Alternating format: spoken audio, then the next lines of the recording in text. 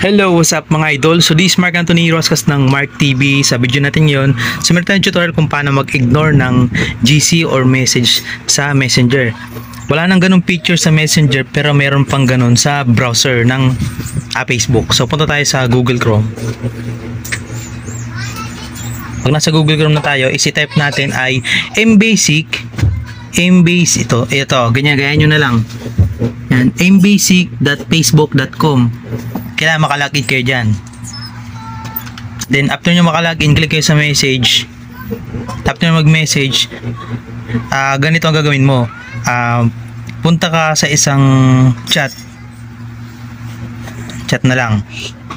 Kunwari itong yan,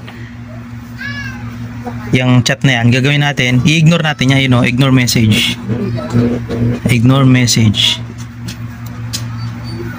then ignore message, click ulit. Pwede mo tong gawin sa GC. Halimbawa, nasusuya ka sa G6, panay pop up, nakakaubos ng battery, tapos nakaka-stress. Ang gawin mo, i-ignore mo na lang siya. Hindi nila malalaman na umalis ka, pero pwede mo mabasa yung mga chat nila nang hindi nila nalalaman. Yan. Pero ang kagandahan nga lang din yan, wala magpa-pop up unless hindi mo siya bubuksan. Ganito lang yan. Punta tayo dito sa message ulit. Then punta tayo dito sa filter. Makikita mo dyan yung mga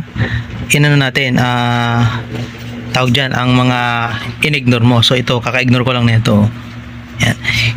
Hindi ka makakabalik dyan hanggat di ka nag-reply. So pa nag-reply ka dyan, makakabalik ka na sana. Pero nandiyan ka pa rin sa grupo nila. Kunwari grupo to, nandiyan ka pa rin. Ang tawag dyan ay ignore message sa browser ng Facebook. Hindi ito gagana sa Messenger. So lang. Dito lang, this Mark. I'll see you on my next video. Peace out. Nice.